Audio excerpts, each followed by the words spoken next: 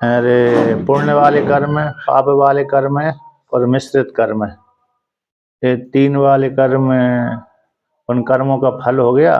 पुण्य वाले कर्मों का फल हो गया स्वर्ग लोक, पाप वाले कर्मों का फल हो गया नरक लोक, और मिश्रित पुण्य पाप मिश्रित का फल हो गया मनुष्य लोक, यानी मनुष्य योनि की प्राप्ति। पुण्य अधिक पुण्य होने से देव योनि की प्राप्ति होती है, अधिक पाप होने से पशु पक्षी त्रियक योनि की प्राप्ति होती है, और ना ज्यादा पाप है ना ज्यादा पुण्य है, तो इससे मनुष्य योनि की प्राप्ति होती है। ऐसा कथन करने के पश्चात कहते हैं ये कर्म, ये पुण्य है पाप है मिश्रित कर्म है, इसका कारण कौन है, किस प्रकार से किए जाते हैं। तो भगवान ने कह दिया इनमें 5 हेतु बनते हैं, व्यक्ति को अगली योनि की प्राप्ति में ये 5 हेतु बनते हैं। तो अर्थात पंचैतानि महाभाव कारणानि निबोध में सांख्य कृतांते प्रोक्तानि सिद्धे सर्वकर्मणाम। इस श्लोक के माध्यम से वर्णन कर दिया कि हे अर्जुन, ये 5 कारण हैं जो व्यक्ति इन कारणों के माध्यम से कर्म करता है और कर्म करके फिर अगली अगली योनि की प्राप्ति कर लेता है। इसका निर्णय सांख्य दर्शन में यानी वेदांत दर्शन में किया गया है, क्योंकि कर्मों की समाप्ति वेदांत में ही होती है, अन्य जगह कर्मों की समाप्ति नहीं होती। सारे कर्मों की सिद्धि के लिए ये 5 हेतु बनते हैं, सारे कर्मों की सिद्धि के लिए 5 हेतु बनते हैं। इन 5 हेतुओं के माध्यम से जीवात्मा कर्म करता है और कर्म करके फिर फल की प्राप्ति अगली अगली योनि रूप फल की प्राप्ति कर लेता है। तो वे कौन से हैं 5 जो हेतु कर्म करने की कर्म की सिद्धि के लिए कथन किए गए थे भगवान ने। तो 14वां श्लोक का पाठ करते हैं। तो 14वें श्लोक में यहाँ पर वर्णन किया है ये 5 हेतु हैं, इनके माध्यम से जीवात्मा कर्म करता है और कर्म करके अगली योनि की प्राप्ति कर लेता है। तो कानि तानि इति उच्यते, कानि है यानी कौन कौन से हैं, तानि उनको कहते हैं, वर्णन करते हैं। तो श्लोक का पाठ करते हैं। अधिष्ठानं तथा कर्ता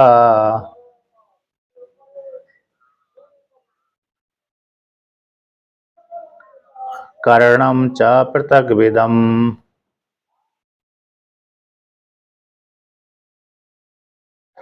विविधाश्च पृथक् चेष्टा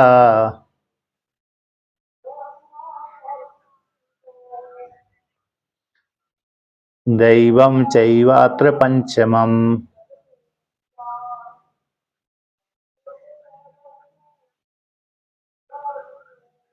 तो यहाँ पर भगवान कहते हैं अधिष्ठानम,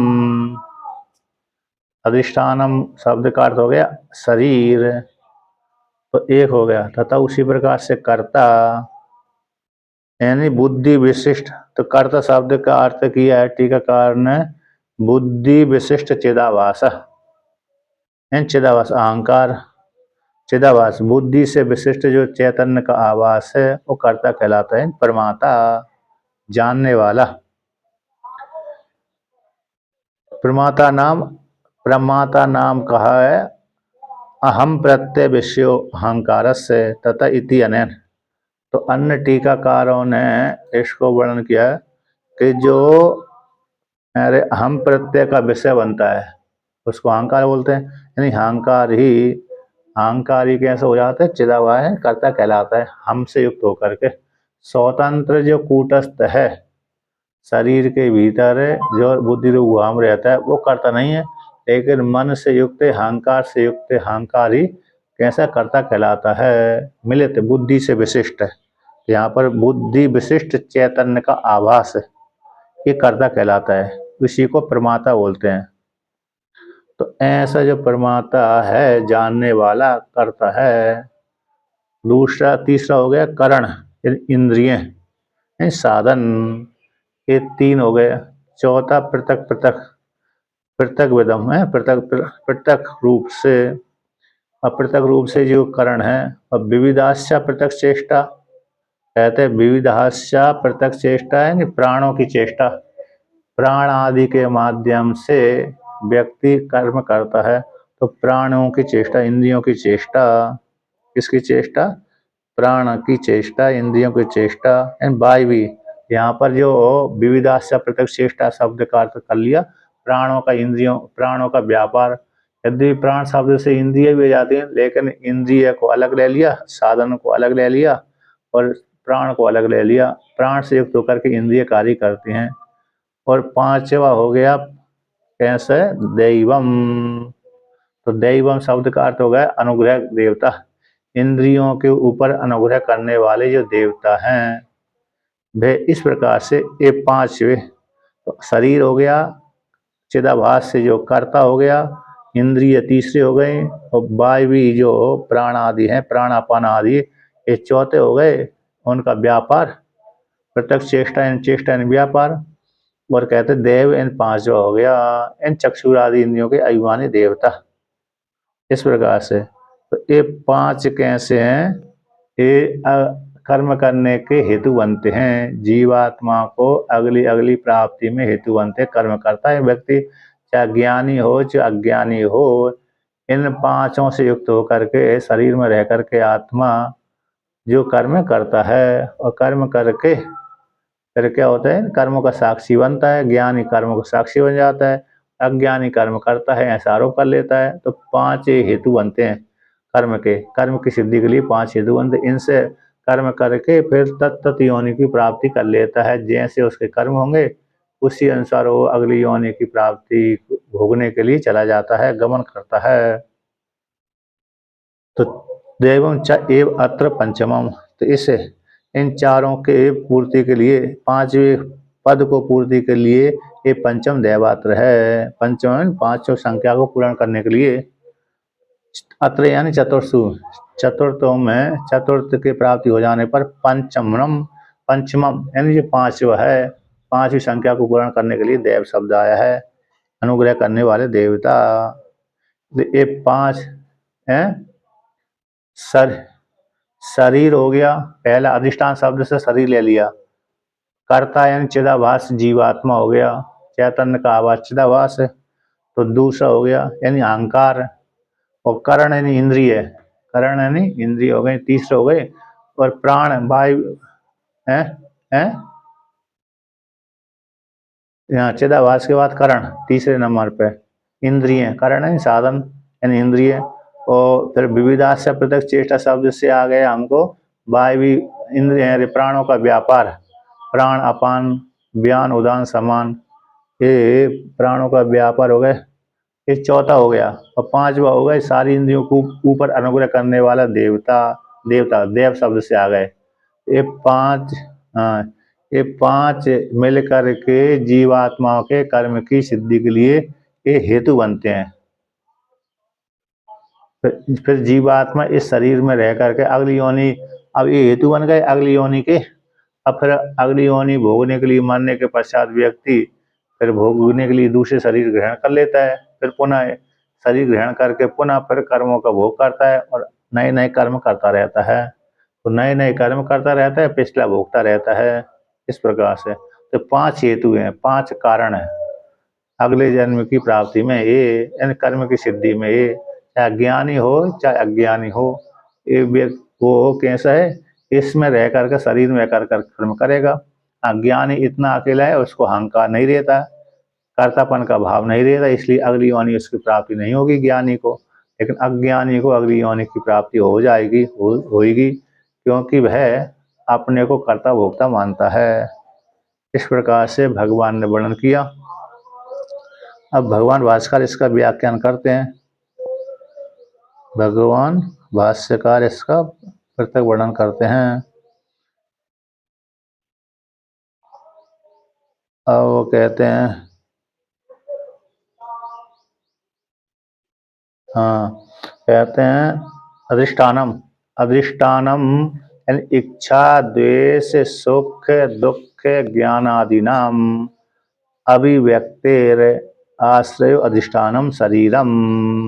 ये शरीर का लक्षण कर दिया। अधिष्ठान मतलब कहते हैं इच्छा है, द्वेष है, सुख है, दुख है, ज्ञान आदि है। अन्न आदि शब्द से और भी जो नहीं कहे गए उसको भी ले लेना चाहिए। तो जैसे वो मानते हैं ना नैयायिक, सुख दुख इच्छा द्वेष प्रयत्न धर्म धर्म संस्कार है ये आत्मा के विशेष गुण। तो इसमें रह करके इसको आश्रय बना करके, शरीर को आश्रय बना करके इस सारा सुख भी भोगता है व्यक्ति, इच्छा भी करता है, द्वेष भी करता है, सुख भी करता है, दुख भी करता है, दुख का भी अनुभव करता है, ज्ञान आदियों को भी करता है। इनकी इन सभी की अभिव्यक्ति का आश्रय सुख दुख इच्छा द्वेष। इच्छा है, सुख है, दुख है, इच्छा है, द्वेष है, सुख है, दुख है, ज्ञान आदियों की अभिव्यक्ति का अभिव्यक्ति ज्ञान आदियों की अभिव्यक्ति का आश्रय अधिष्ठान है शरीर।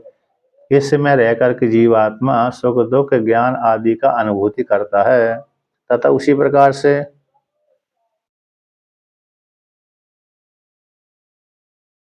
शरीर के धर्म में तो नहीं है, इसमें ही रह करके व्यक्ति सुख दुख का अनुभव करेगा, भोगेगा। तो आश्रय कर दिया ना, आश्रय अधिष्ठान है नहीं आश्रय।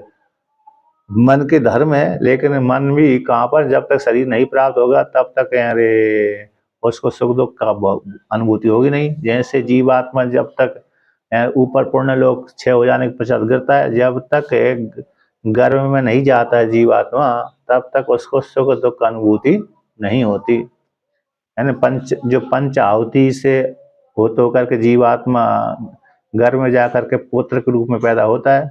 तो जब तक गर्भ में नहीं गया और गर्भ में जाने के बाद भी जब तक उसकी चेतना जागृत नहीं हुई तब तक उसको सुख दुख का भान नहीं होता।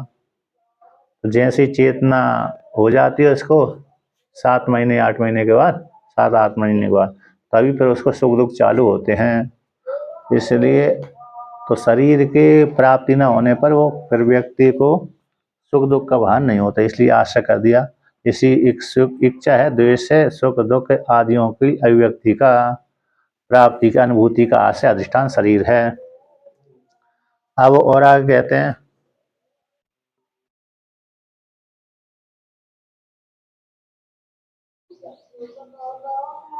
हाँ, अब आगे कहते हैं तथा उसी प्रकार से शब्द आदि कहाँ है, तथा कर्ता। अब कर्ता कर्ता है उपाधि लक्षण भोक्ता, यहाँ पर कर्ता है उपाधि लक्षण भोक्ता।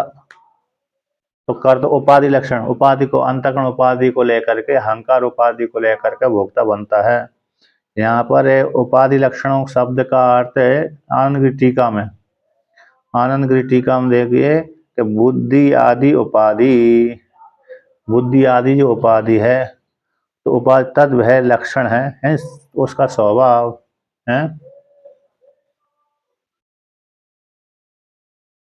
सभी करते हैं, सभी का ये तो है ना, योनियां है ना, वो तो सारी योनियां है, जितना जीव जगत है सारा योनियां है। तो योनियां है तो उसका कर्म का फल भोगेंगे, बिना शरीर के कोई भी नहीं भोगता, ये शरीर सभी को चाहिए। तो यहाँ पर कहते हैं बुद्धि आदि उपाधि, जो बुद्धि आदि उपाधि है उसका लक्षण है स्वभाव, तत्स्वभाव। तो इस प्रकार स्वभाव से युक्त होकर के बुद्धि अनुदायी, बुद्धि जैसे जैसी होती है, बुद्धि जैसी जैसी बनती है उसी के अनुसार आत्मा भी चेष्टा उसी उसी प्रकार से करती है। जैसी उपाधि रहेगी वैसा ही प्रतिबिंब उसी प्रकार का दिखेगा। यद्यपि बिंब प्रतिबिंब से फिर बिंब में आरोप हो जाता है। जैसा बुद्धि रहेगी वो बुद्धि के अनुकूल अनुकृति बुद्धि में पड़ने वाला प्रतिबिंब करेगा, और प्रतिबिंब के माध्यम से फिर बिंब में आरोप हो जाएगा। किसमें आरोप हो जाएगा? बिंब में। जैसे जल हल रहा है, किसी पात्र में रखा हुआ जल है, हवा के लहर से, हवा के कारण जल में क्या लहर बन रही है तो जल हल रहा है। तो जल में पड़ने वाला सूर्य अथवा चंद्रमा का जो प्रतिबिंब है वो भी हलता डुलता दिखता है। अब उस प्रतिबिंब से पर बिंब में आरोप हो जाता है कि वो भी कौन, जो सूर्य है अथवा चंद्रमा है वो भी हल रहा है, डुल रहा है। तो जैसी बुद्धि है तो बुद्धि के हलने से बुद्धि में पड़ने वाला प्रतिबिंब उसको भी हलता हुआ सा दिखता है। उसके हलने से, उसके बुद्धि में पड़ने वाला प्रतिबिंब के हलने हुए दिखने से बिंब में भी आरोप कर दिया जाता है। बिंब में भी आरोप कर दिया जाता है कि बिंब भी हल रहा है, डुल रहा है। इस प्रकार से तो उसी प्रकार से एक श्रुति आती है, ध्यायती वा लीलायती वा, मानो आत्मा ध्यान कर रही है, मानो आत्मा चेष्टा कर रही है। तो चेष्टा धर्म प्राण के हैं, ध्यान कर्म धर्म है बुद्धि का है। तो बुद्धि के अनुविदाई हो जाने से, बुद्धि की नकल किए जाने से, बुद्धि का नकल हो जाने से उस प्रकार से आत्मा दिखती है। इसलिए कहा है कि बुद्धि आदि अनुविदाई, आदि शब्द से प्राण आदि आ गए, इंद्रिय आदि आ गई, इंद्रिय प्राण मन आदि आ गए। तो बुद्धि आदि अनुविधाई वो आत्मा बन जाती है कर्ता। तद धर्म आत्मनि पश्यन, जो बुद्धि के धर्म थे वो आत्मा में देखने लगता है, बुद्धि के धर्मों को अपनी आत्मा में देखने लगता है। यानी उपहित तत् प्रदान होगा, बुद्धि उपहित है, बुद्धि से युक्त होकर, बुद्धि से उपहित है, वो बुद्धि के नजदीक है। बुद्धि उप यानी नजदीक होता है, ऊपर भी उप यानी ऊपर भी होता है, उप यानी नजदीक भी होता है, नजदीक अथवा ऊपर। तो बुद्धि से ऊपर उठा हुआ है यानी बुद्धि के नजदीक है परमात्मा, परमात्मा के नजदीक कैसे बुद्धि है।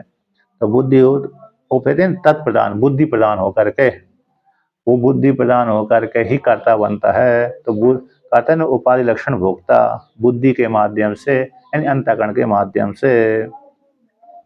और कर्णम दूसरे दूसरे शब्द दूसरी टीकाकार कहते हैं बुद्धि विशिष्ट चिदाभास। नीलकंठ व्याख्या में कर्ता शब्द का अर्थ कर दिया बुद्धि से विशिष्ट चैतन्य का आभास है, चिदाभास है, जिसको प्रमाता बोलते हैं, जिसको बोलते हैं प्रमाता। प्रमाता नाम अहम प्रत्यय विषय हो, हम प्रत्यय का जो विषय बनता है अहंकार, उसको सीधा सीधा ले ली अहंकार। तो अहंकार ही प्रमाता कर्ता बनता है, अहंकार हम करोति अहंकार। बुद्धि में बुद्धि एक वृत्ति बन जाती तो निश्चय वाली हो जाती है, मन वृत्ति बन जाती है संकल्प विकल्प आ जाती है, वो चैतन्य की वृत्ति बनती है तो चित्त हो जाता है, और हम की वृत्ति बन जाती है अहंकार हो जाता है। मन बुद्धि चित्त अहंकार एक वृत्ति विशेष विशेष है अंतःकरण की। इस प्रकार से वर्णन किया।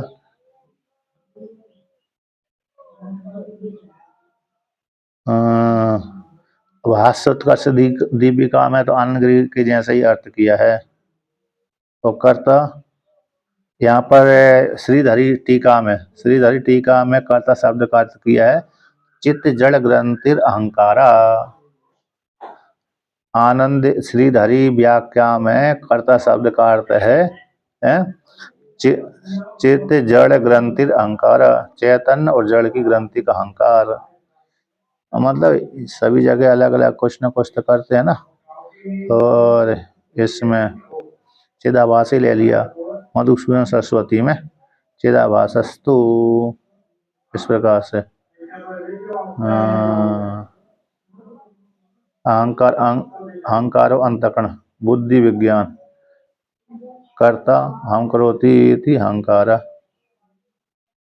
अधिष्ठानम कर्ता, अधिष्ठानम आत्मा भौतिक माया कल्पित है, अभिमानवान ज्ञान शक्ति प्रधान पंचीकृत, बुद्धि अंतःकरण बुद्धि विज्ञान इत्यादि को लेकर के मधुसूदन सरस्वती महाराज ने व्याख्यान किया। तो पर्यायवाची शब्द को लेकर कह दिया चित्त जड़ ग्रंथि वाला अहंकार होता है, चित्त और जड़ ग्रंथि जो अहंकार है वो कर्ता बनती है। इन चिदाभास और बुद्धि उपाधि से बुद्धि प्रदान वाला जो चैतन्य है वो भोक्ता कहलाता है। कारण हो गया। अब भाष्य में कहते हैं कर्णम जो है श्रोत्रादिकम शब्दादि उपलब्ध है, श्रोत्रादि उपलब्ध है पृथक विधम नाना प्रकारम तत् द्वादश संख्यम। अब कहते हैं इस प्रकार से, तो यहाँ पर कहते हैं कर्णम श्रोत्रादिकम ये कर्ण है, श्रोत्रादि साधन, कर्ण साधन होता है, कर्ण का अर्थ होता है साधन। तो श्रोत्रादि जो इंद्रिय हैं वो साधन कहलाती हैं, आत्मा की भोग के लिए साधन होते हैं। यानी शब्दादि उपलब्धि प्राप्ति के लिए, तो ऐसी उसकी प्राप्ति के लिए तो कहते हैं पृथक विदम असंकीर्णम। इन ज्ञान पृथक विदम शब्द का अर्थ हो गया असंकीर्णम, अलग अलग है, नाना प्रकारम। तो नाना प्रकार की जो उपलब्धि के लिए इंद्रिय हैं, द्वादश संख्या वाली जो इंद्रिय हैं, तो द्वादश संख्या वाली इंद्रिय कौन हो गई? तो 5 ज्ञान इंद्रियाणी पंच हो गई, 5 कर्मेंद्रिय, मन बुद्धि हो गई, ये द्वादश संख्या कहलाई। 5 ज्ञानेन्द्रिय, 5 कर्मेंद्रिय, मन और बुद्धि, ये 12 कहलाई, द्वादश संख्यम। तो श्रोत्र आदि जो इंद्रिय हैं, शब्द आदि की उपलब्धि के लिए नाना प्रकार की, पृथक विधा में नाना प्रकार की असंकीर्ण रूप से जो चेष्टा है, ये भी कर्ता को जीवात्मा की भूख के लिए, कर्म की सिद्धि के लिए कारण बनती हैं। इनकी संख्या कितनी हो गई? 12 हो गई, ज्ञानेन्द्रिय, कर्मेंद्रिय और 2 अंतःकरण। अब तीसरे 1 2 3 हो गए पृथक विधम शब्द से। अब विविधास्य पृथक चेष्टा शब्द का अर्थ करते हैं। तो कहते हैं विविधास्य पृथक चेष्टा वायवी यह प्राण पानाध्याय, ये चौथा हो गया।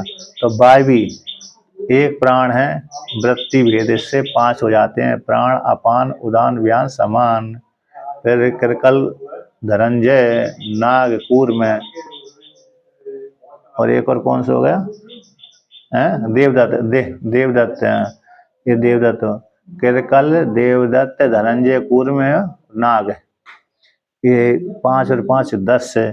ये 10 जो हो गए प्राण हो गए, वायवी प्राणों, इनका प्राण अपान आदि का व्यापार, पृथक चेष्टा। ये है क्या? कृकल, हाँ कृकल है, नाग है, कूर्म है, धनंजय है, तो एक और कौन सा रह गया? देवदत्त रह गया, देवदत्त है। ये 5, जी। तो ये 10 से जो वायु प्राण हैं, तो इनके माध्यम से चेष्टा करता है जीवात्मा। ये चौथा कारण होगा है इन जीवात्मा के कर्म करने में। 5वां को लेकर कहते हैं यहाँ पर कहा नहीं प्राण अपान आदि चेष्टा नाम मितः संकरो अस्ति।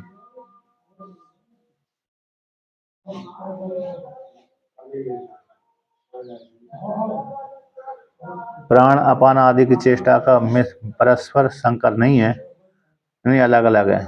इन इंद्रियों के साथ अंतर्भूत नहीं किया। यद्यपि इंद्रियों में जो चेष्टा होती है वही प्राण को लेकर के ही होती है। इंद्रियों में जो चेष्टा, इंद्रिय भी कोई ना कोई चेष्टा करती है ना, वही प्राण को लेकर करते हैं। लेकिन प्राण स्वतंत्र रूप से आता जाता रहता है और संग नहीं रखता, आसक्ति प्राण में नहीं होती।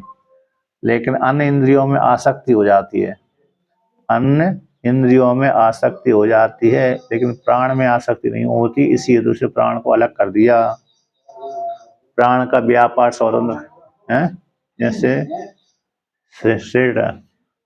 इंद्रिय कहीं भी आसक्ति नहीं है, संग दोष नहीं। छांदोग्य उपनिषद में और किसमें? बृहदारण्यक उपनिषद में प्राण की उपासना उसको असंग वर्णन किया है। नहीं समष्टि में तो हिरण्यगर्भ हो गया, व्यष्टि में प्राण हो गया। समष्टि में हिरण्यगर्भ और वायु हो गई, हिरण्यगर्भ वायु, और व्यष्टि में हमारा प्राण हो गया, व्यष्टि में हमारी इंद्रिय हो गई, समष्टि में वही देवता हो गए। इसलिए हिरण्यगर्भ सारे देवताओं में श्रेष्ठ कहलाता है। उसी प्रकार शरीर के भीतर सारी इंद्रियों में प्राण श्रेष्ठ कहलाता है। तो उपासना के लिए इस प्रकार से वर्णन किया। लेकिन प्राण के बिना इंद्रिय भी कोई चेष्टा नहीं कर पाती। अब आगे वर्णन करते हैं, तो कहते हैं द्वादश संघ पृथक श्रेष्ठ हो गए। अब देवम को लेकर कहते हैं कि देवम च एव, देवम च एव, तो कहते देवम एव, देवम च अत्रेषु, अत्र एतेषु चतुर्षु, अत्र शब्द का अर्थ कर दिया एतेषु चतुर्षु, ये चारों में, चारों का, तो चारों के प्राप्त हो जाने पर कहते पंचमम यानी पंचानाम पूर्णम, तो 5 संख्या को पूर्ण करने के लिए यहाँ पर देवम शब्द आया है। तो वो पूर्णम में कौन किसके द्वारा पूर्ण किया जाता है कि आदित्यादि यानी चक्षुरादि अनुग्रहकम देवता। पंचम पंचानाम अधिष्ठान आदिनाम उक्तानाम सर्वकर्म सिद्ध्यर्थम। अच्छा, यहाँ पर कह दिए रे देव में थे, यानी जो आदित्य आदि देवता है, 5 संख्या को पूर्ण करने के लिए यहाँ पर देव शब्द आया है। पांचों की संख्या को पूर्ण करने के लिए एक देव शब्द है। अर्थात देव शब्द से किसको लिया जाए? कहते हैं आदित्य आदि देवता। इन चक्षुरादि अनुग्रहाकम, चक्षुरादि अनुग्राहक जो देवता होते हैं वो देव शब्द से कहे गए हैं। इन देवम पूर्ण पाप रूपम तत्तत्करण अनुग्रहकम, अनुग्रह सूर्य आदि देवता रूपम। ये से यहाँ पर है ना, अरे जितना व्यक्ति का पुण्य रहता है, यद्यपि स्वतंत्र अग्नि आदि जो देवता रहते हैं वो स्वतंत्र रहते हैं, उनका ह्रास आदि नहीं होता है, वो तो अनुग्रह करते रहते हैं। लेकिन अनुग्रह करने के पश्चात भी व्यक्ति की जीवात्मा की इंद्रियों के ऊपर वो कार्य नहीं हो पाता। यद्यपि देवता सूर्य देवता तो हमेशा सभी को सभी इंद्रियों के ऊपर, चक्षु इंद्रिय के ऊपर हमेशा कार्य करते हैं, अनुग्रह करते रहते हैं। कौन? सूर्य देवता। तो सूर्य देवता के उदित होने हुए अथवा न हो, लेकिन अनुग्रह करते रहते हैं। फिर जीवात्मा को आंख में दिखना नहीं होता है, कभी कभी किसी कोई अंधा हो जाता है, कोई नहीं भी होता है, कोई बुढ़ापे में जाकर के अंधा हो जाता है। तो फिर क्या सूर्य देवता अनुग्रह नहीं कर रहे? कि हाँ, उस काल में, उतने काल के पश्चात जब तक व्यक्ति को चक्षु इंद्रिय के द्वारा रूप दिख रहा है, तब तक सूर्य देवता का अनुग्रह चालू है।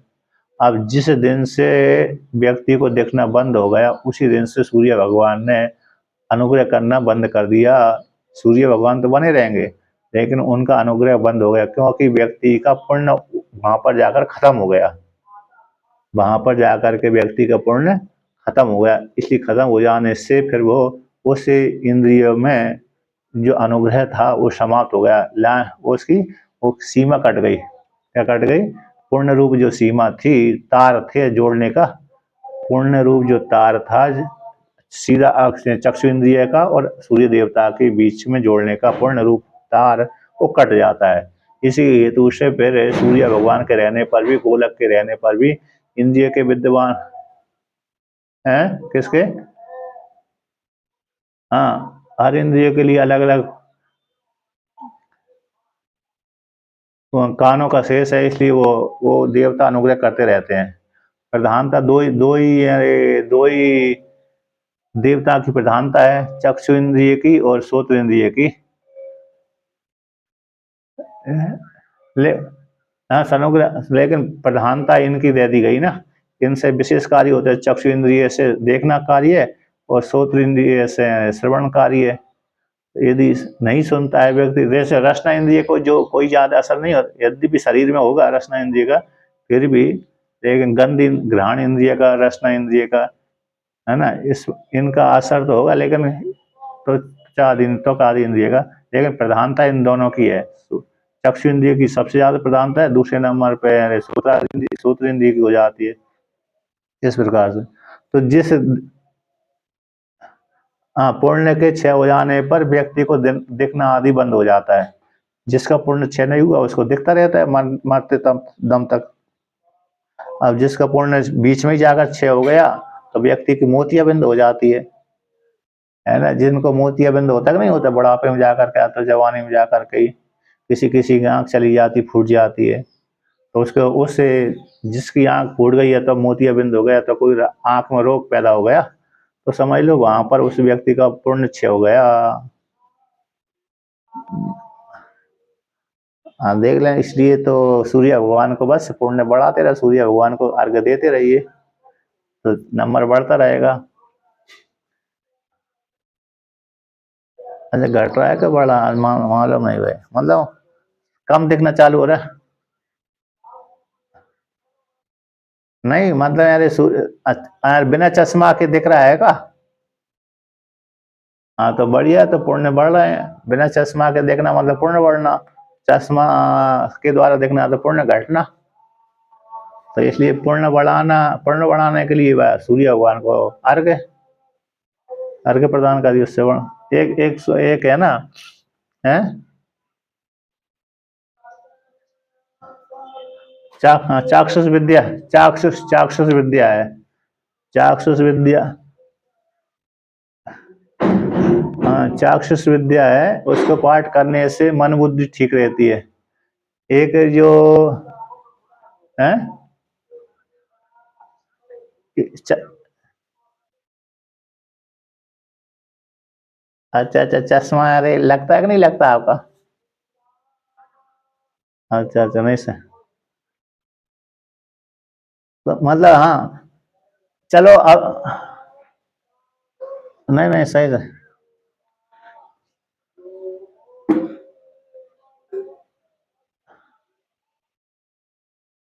ये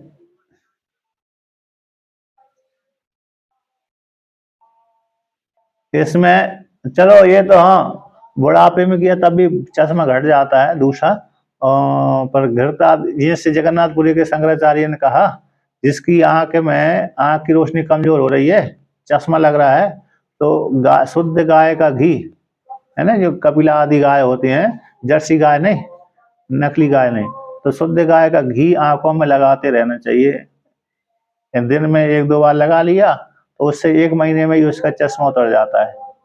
ऐसे जगन्नाथपुरी के शंकराचार्य। हाँ, पुराना ना, मतलब गाय का होना चाहिए, भैंस का भी हो सकता, गाय भैंस का दोनों होते ना, तो इसलिए गाय का घी, भैंस का भी नहीं, नहीं तो घी में।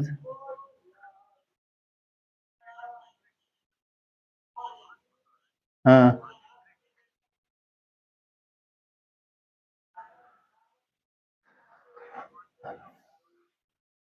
वो तो मंत्रों का विनियोग है ना किसी में लग जाता है। आप किस उद्देश्य से कर रहे हैं उसमें का। हाँ, वो हाँ, मतलब ये है ना जैसे, हाँ, शत्रु को वो राम जी ने किया था, जब लंका के ऊपर आक्रमण राम जी ने किया। और अगस्त भगवान ने उनको उपदेश किया था, अगस्त भगवान ने।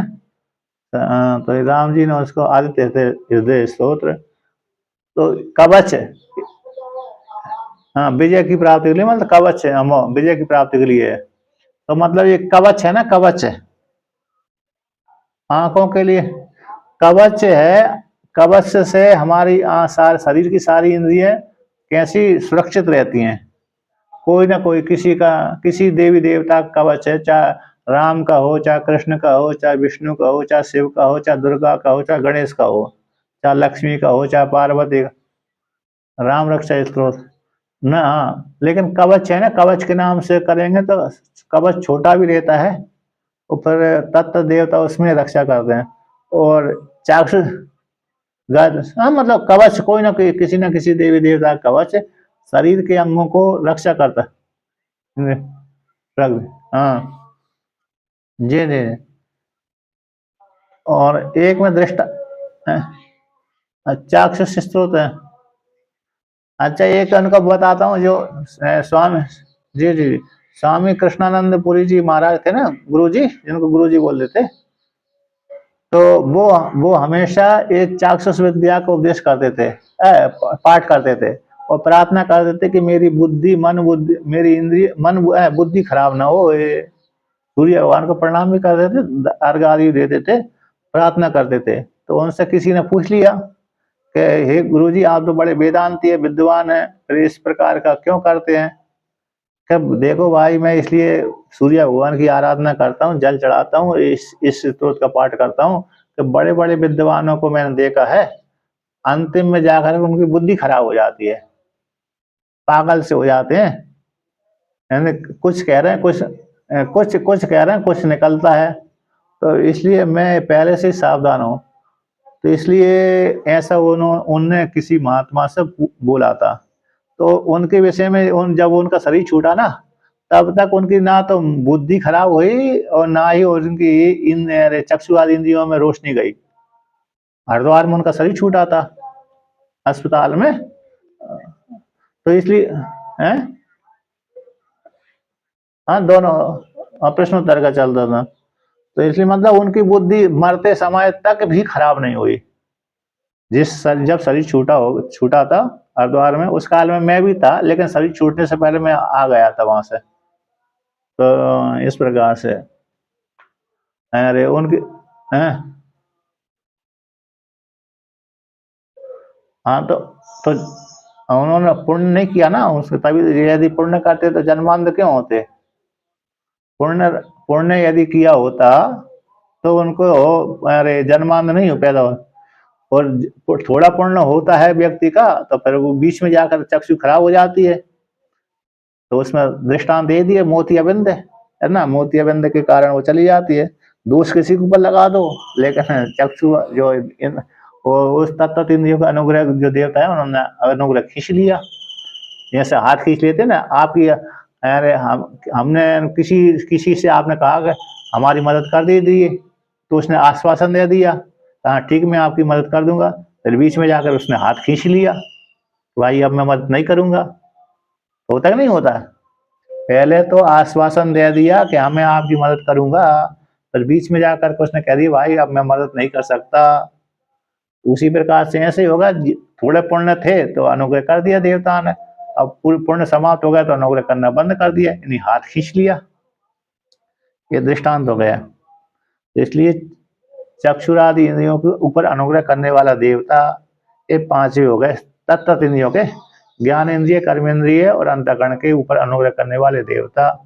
इसलिए मन बुद्धि अनुग्रह तो करते हैं लेकिन विपरीतता हो जाती है।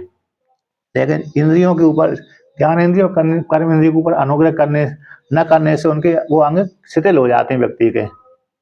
जैसे लकवा हाथ पैर में लकवा मार जाता है ना, तो मतलब वहां का अंग खराब हो रहा है, तो मतलब वहां पर यही हो गया, अनुग्रह करना उतने देश का अनुग्रह करना बंद कर दिया, इतना अकेला है।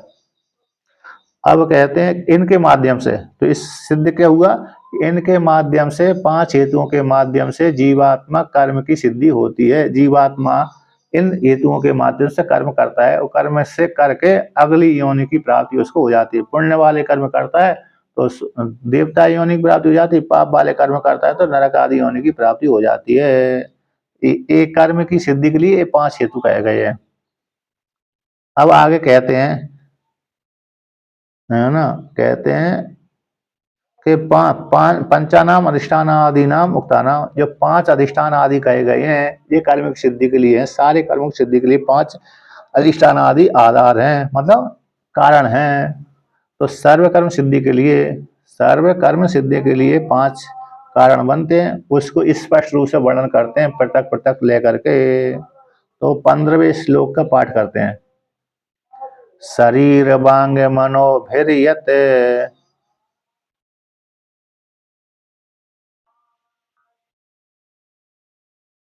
कर्म प्रारभते नरः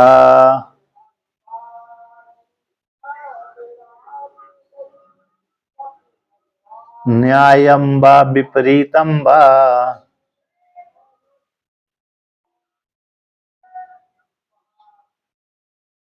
पंचैते तस्य हेतवः।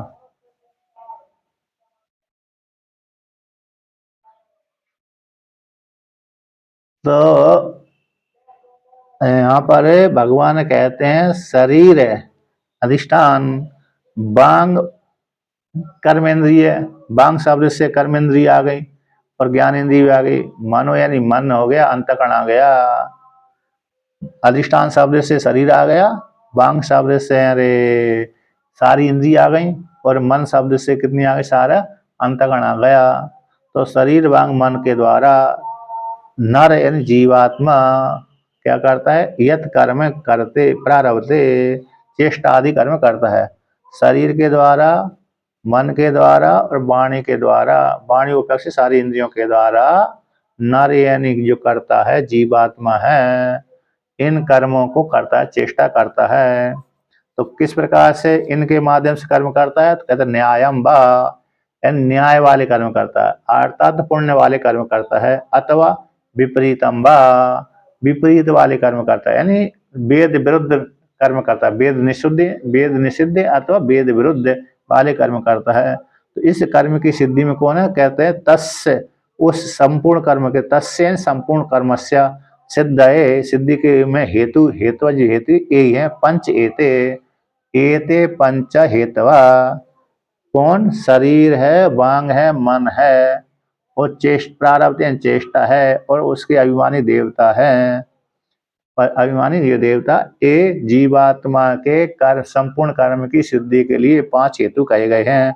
जो इसलिए पूर्ण पाप और मिश्रित है, ये 3 प्रकार के जो कर्म करता है और कर्म के अनुसार उसको तत्त योनि की फल की प्राप्ति होती है। उसमें हेतु यही बनते हैं सारे कर्मों की सिद्धि के लिए। अब भगवान भास्कर इसका व्याख्यान करते हैं। तो शरीर वांग मनोभिर यत कर्म त्रिभिर एत ही प्रारभते निर्वर्तयति नरो न्यायं व विपरीतम, न्यायं व धर्म्यम शास्त्रीयम, विपरीतम व अशास्त्रीयम अधर्म्यम। कहते हैं शरीर के द्वारा, मन के द्वारा, वाणी उपलक्षित सारी इंद्रियों के द्वारा यत कर्म जीवात्मा कर्म करता, त्रिभिर एते इन तीनों के माध्यम से कर्म करता है, चेष्टा करता है जीवात्मा, निर्वर्तयति संपादित करता है इन तीनों के द्वारा नर यानी मनुष्य जीवात्मा कर्मी अधिकारी। तब न्यायम व तो किस प्रकार कर चेष्टा करता है, कर्म करता है इन तीनों के माध्यम से। तो यहाँ से राशि को लेकर कह दिया, राशि को लेकर के है ना, चेष्टा आदि उसी प्राण भी उसी में अंतर्भूत आ जाते हैं, अनुग्रह भी देवता आ जाते हैं। तो कहते हैं इस प्रकार से न्यायम इन धर्म में शास्त्रीयम, तो शास्त्रीय कर्म करता है तो देव योनि फल की प्राप्ति उसको हो जाएगी। विपरीतम यानी अशास्त्रीयम यानी अधर्मम।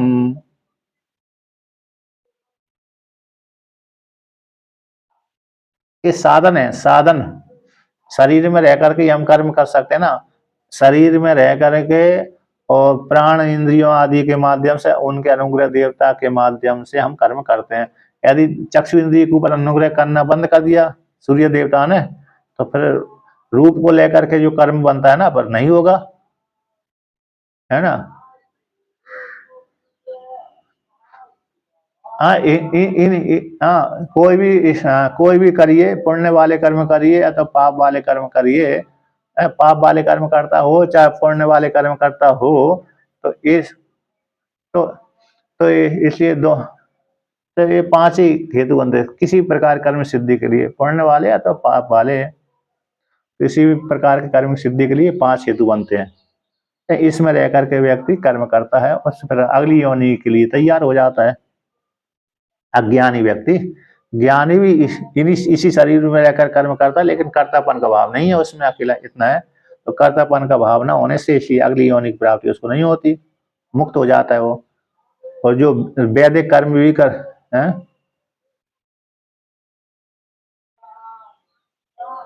देवता यदि अनुग्रह करना बंद बंद अनुग्रह नहीं करेंगे तो उस इंद्रिय वो इंद्रिय कार्य करना बंद कर देगी। ऐसे हमको रू पर मर ही जाएगा ना व्यक्ति, इतना तो नहीं होता, पुण्य तो होंगे ना थोड़े थोड़े, 1-2 इंद्रिय का ह्रास ही होता है, सारी इंद्रियों का ह्रास हो जाए तो मर ही जाएगा है।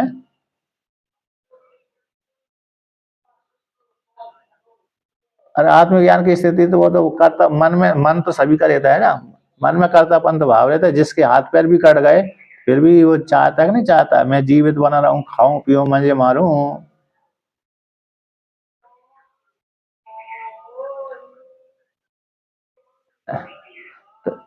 तो ज्ञान मतलब ज्ञान ज्ञान मतलब ये तो है कर्तापन का भाव रहता है। ज्ञानी ज्ञानी भी कर्म करेगा लेकिन फिर उसका कर्तापन का भाव नहीं रहता है। इंद्रियों के माध्यम से कर्म तो इन्हीं के माध्यम से करेगा, चाहे भिक्षा आदि आटन करेगा शरीर आदि के माध्यम।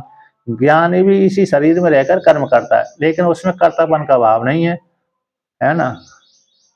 और देवता अनुग्रह हमेशा करते रहेंगे, ज्ञानी के ऊपर भी अनुग्रह करते हैं, अज्ञानी के ऊपर भी अनुग्रह करते हैं। क्यों? तो चाहे कोई भी हो, और देवता तो उनका कार्य है, उनका जितना पुण्य है तो उस प्रकार का अनुग्रह करता रहेगा। इसलिए अज्ञान ज्ञानी भी अंतिम में जाकर के बहुत से अंधे हो जाते हैं, है ना।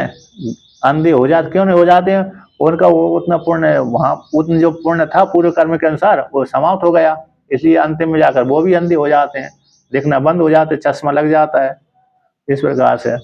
तो ये सभी चलता है। तो ये हो गया कर्म में ये हेतु बनेंगे, चाहे पुण्य वाले कर्म में चाहे पाप वाले, चाहे ज्ञानी हो चाहे अज्ञानी हो। अब कहते हैं यच्चापि आगे,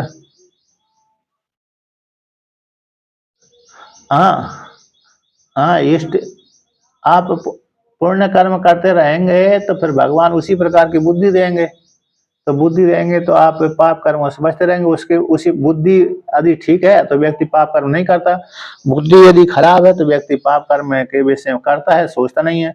इसलिए न देवा दंडेन रक्षति, है ना, बुद्धि बुद्धि बुद्धि ना एव रक्षति। देवता दंड लेकर रक्षा नहीं करते बल्कि बुद्धि के द्वारा रक्षा करते हैं। कहीं की बहुत ही कम जगह है जहां पर अधिक भक्त हो जाता है, प्रगाढ़ भक्ति हो जाती है ना, वहीं देवता उसके सामने दंड लेकर के रक्षा करते हैं उसकी। लेकिन सामान्य रूप से देवता क्या करते हैं, बुद्धि के द्वारा ही रक्षा करते हैं। जैसे द्रौपदी आदि भक्त, द्रौपदी जैसे जो भक्त होंगे, है ना, तो उनके सामने देवता क्या करता है, सामने आकर के दंड रक्षा करता है। लेकिन सामान्य जो भक्त हो गए तो उनको भक्तों की फिर वो बुद्धि के द्वारा रक्षा करता है। आपने देखा होगा मेरे जो द्रौपदी जब वहां पर थी ना, कहाँ पर, विराटनगर में, तो उसके पीछे कीचक पड़ गया। कीचक है, तो कीचक पड़ गया तो कीचक ने कहा कि मेरे पास में आओ। तो उसने सूर्य भगवान की आराधना करी, प्रार्थना करी, तो सूर्य भगवान ने उसकी रक्षा के लिए राक्षस छोड़ दिए पीछे, अदृश्य रह करके। तो अदृश्य होकर के राक्षस उसकी रक्षा करते थे देव द्रौपदी के। वो महाभारत में प्रसंग आता है। तो ऐसे भक्तों के सामने तो वो देवता प्रकट ही हो जाते हैं। लेकिन सामान्य जो भक्त होते हैं उनके सामने तो देवता प्रकट नहीं, बुद्धि के द्वारा रक्षा करते हैं। दोनों प्रकार से आप खूब भक्ति करो तो देवता आपके सामने प्रकट हो जाए, है ना, देवता सामने आ जाएंगे बहुत खूब भक्ति करेंगे तो। अब आगे कहते हैं, देखिए कि यच्चा अपि निमित्त निमित्त निमिषित निमिषित चेष्टा आदि जीवन हेतु से तदपि पूर्वकृत धर्म अधर्मयोर इव कार्यमिति न्याय विपरीतयोर एव ग्रहणेन गृहीतम। कहते हैं यच्चा निमिषित, निमिषित यानी चेष्टा करने की इच्छा। निमि निमि नाम के राजा हुए ना, निमि नाम के जो राजा सूर्य वंश में हुए थे, निमि नाम के राजा, तो बाद में वशिष्ठ भगवान के कारण उनका शरीर छूट गया श्राप होकर के। और वशिष्ठ भगवान ने भी, वशिष्ठ भगवान का भी शरीर छोड़ना पड़ा राजा के श्राप के कारण। राजा ने अपने गुरु वशिष्ठ को श्राप दे दिया, इसलिए गुरु का शरीर छूटा, और गुरु ने अपने शिष्य को श्राप दे दिया, इसलिए गुरु शिष्य का भी शरीर छूटा। तो निमि नाम के राजा, तो उन्हीं से फिर निमिषित बन गया और उमेश निमेश। तो जो निमि नाम की जो राजा है ना, सारे प्राणियों के आंख में रहते, निवास करते हैं, तो सारे प्राणियों के आंख में बैठ करके रूप दर्शन करते रहते हैं। तो उनका गिरना और उठाना, पलक गिरना पलक उठाना, ये उन्हीं का संकेत कहलाता है। तो पलक गिरना और पलक गिराना आदि जो चेष्टा आदि होती हैं प्राण को लेकर के, निमिषित चेष्टा आदि, ये जीवन हेतु, जीवन के हेतु बनती हैं इत्यादि। तथापि तो यह जो जीवन के हेतु बनते चेष्टा आदि हैं, कहते जीवन के हेतु, जीवन हेतु है जीवन के कारण है, तो चेष्टा आदि हैं वे भी किसके कारण, तो किसके कार्य का, तदपि पूर्वकृत धर्म धर्मयोर एव कार्यमिति। तो जीवात्मा की जीवन के हेतु व्यक्ति जब मनुष्य शरीर में रहेगा, पशु पक्षी योनि में रहेगा, किसी भी योनि में रहे, तो वो इसकी जीवन के लिए, जीवन धारण करने के लिए, बने रहने के लिए, भोग भोगने के लिए चेष्टा तो होगी। तो चेष्टा होगी तो चेष्टा का फल चेष्टा किसके द्वारा होती है, किसका कार्य है, कहते पूर्व में जो अर्जित है, पूर्वकृत है, इस योनि की प्राप्ति होने से पहले उस योनि में उसने कर्म किए थे, तो धर्म वाले अधर्म वाले कर्म है, तो उन दोनों का ही, धर्म अधर्म का ही ये फल है, कार्य है कि जो व्यक्ति इस प्रकार की चेष्टा आदि कर रहा है जो जीवन के हेतु कहलाते हैं। तो कहते हैं तो न्यायम विपरीतयोर एव ग्रहणन गृह्यते, न्याय के द्वारा और विपरीत के द्वारा, तो न्याय और विपरीत दोनों ग्रहण से इनका ग्रहण हो जाता है, यानी धर्म धर्म। तो न्याय का अर्थ हो गया पुण्य वाले कर्म और विपरीत हो गए पाप वाले कर्म, इनके ग्रहण से सब कुछ ग्रहण कर लिया जाता। अतः इसके माध्यम से, पुण्य और पाप के माध्यम से व्यक्ति को अगली अगली योनि की प्राप्ति होती है, तो उसी प्रकार भी चेष्टा करता रहता है, इससे अगली योनि चेष्टा करता है और फिर जीवन की गाड़ी चलती रहती है, जीवन की गाड़ी चलती रहती है। इस प्रकार से वर्णन किया। कहता है पंच एते यथा उक्तास तस्य सर्वस्य कर्मणो हेतु कारणानि। एते जो पांच है जो कहे गए हैं, जो कहे गए हैं किसमें, 14वें श्लोक में। ऐसे 14वें श्लोक में जो कहे गए हैं ये सभी कर्मों के कारण बनते, हेतु कारणानि। सारे इंद्रियों के मतलब सारे कर्म की सिद्धि के लिए हेतु बनते, ये पांच है। जो भी मनुष्य है, चाहे स्त्री हो चाहे पुरुष हो, जो पुण्य और पाप कर्म करता है उसके हेतु यही बनते। इस शरीर में रहकर कई व्यक्ति पुण्य पाप करता है, पशु पक्षी योनि तो भोग योनि है, वहां भी पुण्य तो वहां भी हो जाएगा। पशु पक्षी योनि में पुण्य तो वहां भी हो जाता है, लेकिन भोग योनि है। लेकिन मनुष्य योनि में पुण्य भी होता है, पाप भी हो जाता है। और पशु पक्षी योनि में पुण्य अकेला होगा, पाप नहीं होगा, है ना, क्योंकि वो शास्त्र नहीं जानते।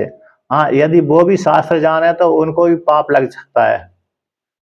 यदि वो भी शास्त्र जानते होते तो उनको भी पाप लग सकता था। पुण्य लग जाएगा, पाप नहीं लगेगा। जैसे बहुत सी दृष्टांत आते पुराणों में कि बहुत से पक्षी मंदिर का दर्शन करके दूसरे देश को चले जाते थे। उसी पुण्य के प्रभाव से उनको मनुष्य होने की प्राप्ति हो गई, किसी राजा के घर में पैदा हो गए, कहीं राजा ही बन गए। इस प्रकार से तो पशुओं को पक्षियों को पुण्य की प्राप्ति तो होगी, लेकिन पाप रूप फल की प्राप्ति नहीं होगी।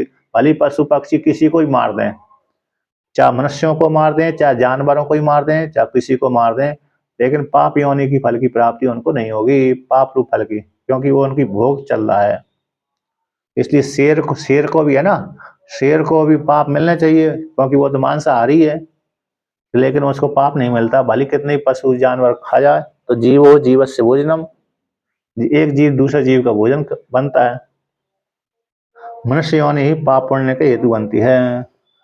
अब ऐसा वर्णन कर दिया।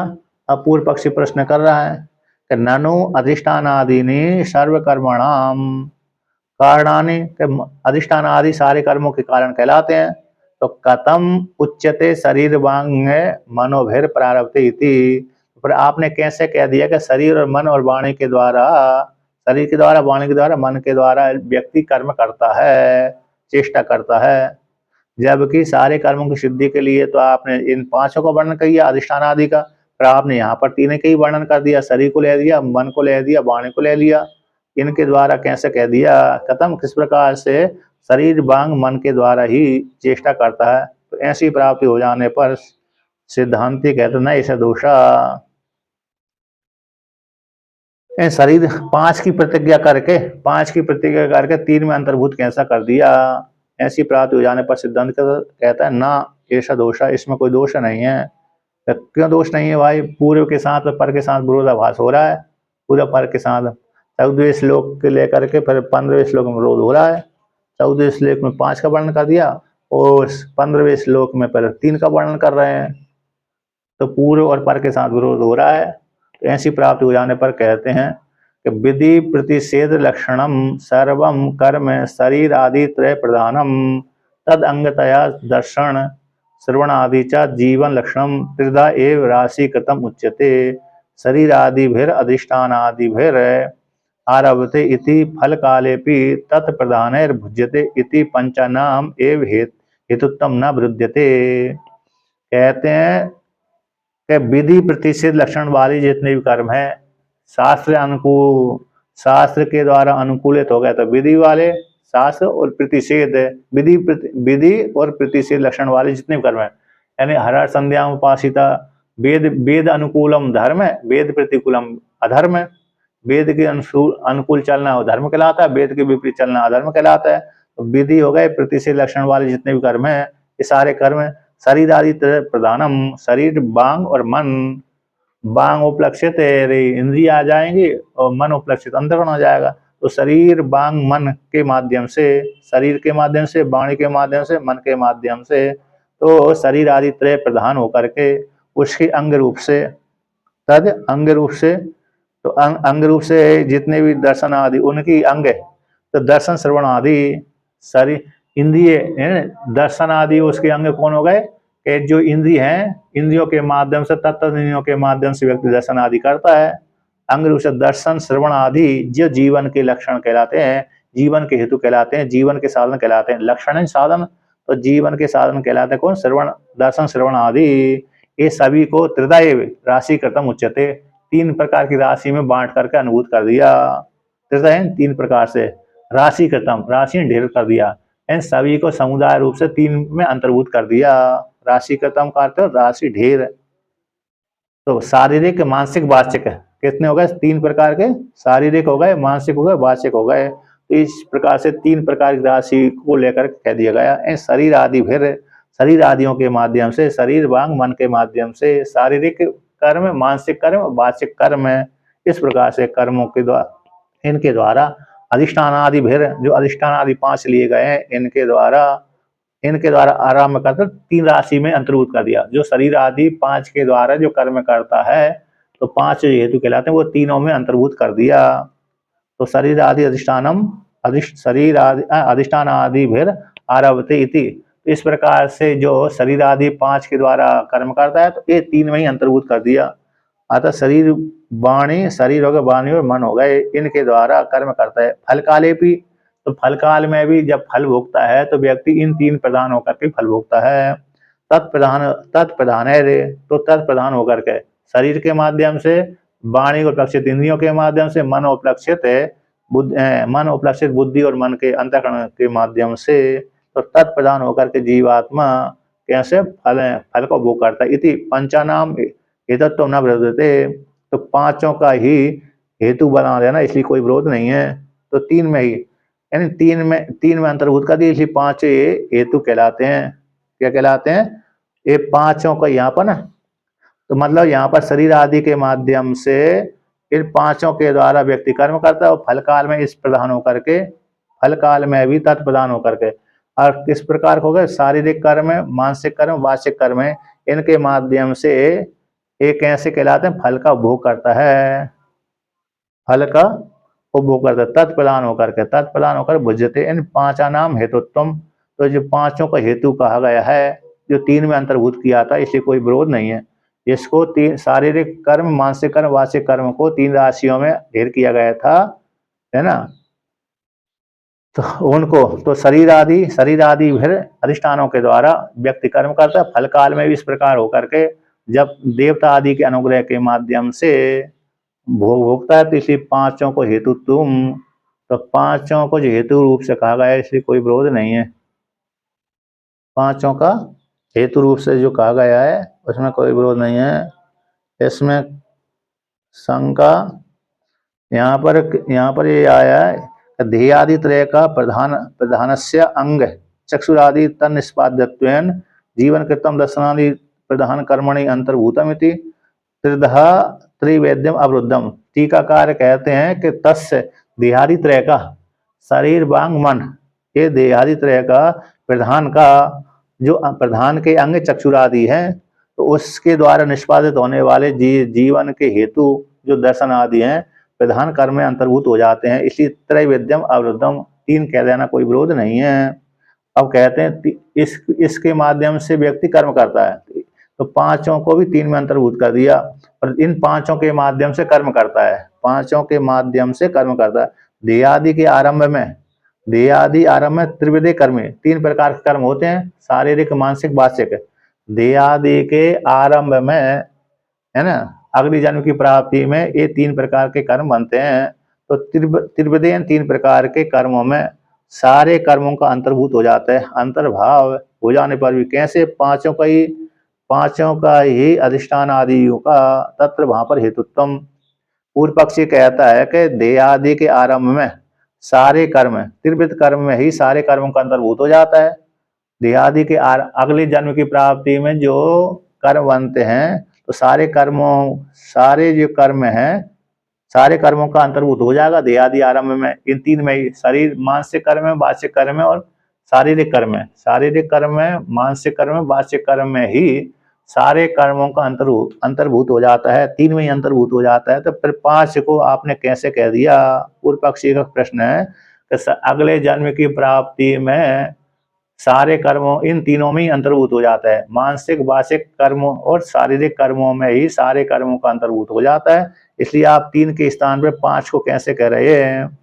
कैसे आपने 5 को ही वहां पर हेतु रूप से कहा गया है, और फल के उपभोग काल में भी कारणांतर की अपेक्षा संभव नहीं है। कारणांतर अपेक्षा संभव से, यानी फल भोग के काल में भी दूसरे कारणांतर की अपेक्षा संभव मानते हैं, क्योंकि तत्त इंद्रियों की अपेक्षा होती है भोग काल में। तो जन्म काल भाविनो, यानी जन्म काल के भाव में और भोग काल के भावी में सारे कारणों का अंतर्भूत हो जाता है, अर्थात फल काल में भी।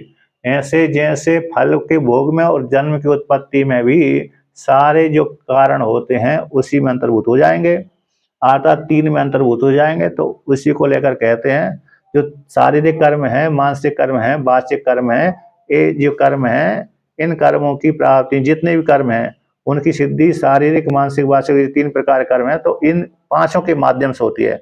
भूख काल में हो, चाहे मरण काल में हो, चाहे जन्म काल में है, ये पांचों के माध्यम से जीवात्मा तीनों प्रकार के कर्मों का भोग कर लेता है। 5 हेतु बनते हैं उसके। इसी को लेकर कहा कि दर्शन आदि है जो जीवन के लक्षण कहलाते हैं। 3 प्रकार की राशि को वर्णन किया गया था। तो शरीर आदि जो अधिष्ठान है, इनके माध्यम से व्यक्ति कर्म करता है, और भोग फल काल में भी तत्प्रदान होकर के, इन पांचों प्रदान होकर के, तो पांचों प्रदान होकर के भोग भोग लेता है। इसलिए पांचों का हेतु रूप से जो 3 प्रकार के जो कर्म किए गए थे, शारीरिक, मानसिक, वाचिक, इसमें 5 कह देना कोई विरोध नहीं है। इस प्रकार से भगवान ने कहा। अर्थात पूर्व पक्षी कहना था 3 प्रकार का कहना चाहिए, सारे कर्मों को 3 में अंतर्भूत हो जाता है। ये पांचों का कारण क्यों माना कि भोग काल में अथवा जन्म काल में व्यक्ति इस 5 प्रकार के हेतुओं से भोग भोगता है, इसलिए कोई दोष नहीं है। इस प्रकार से वर्णन किया, ठीक है ना।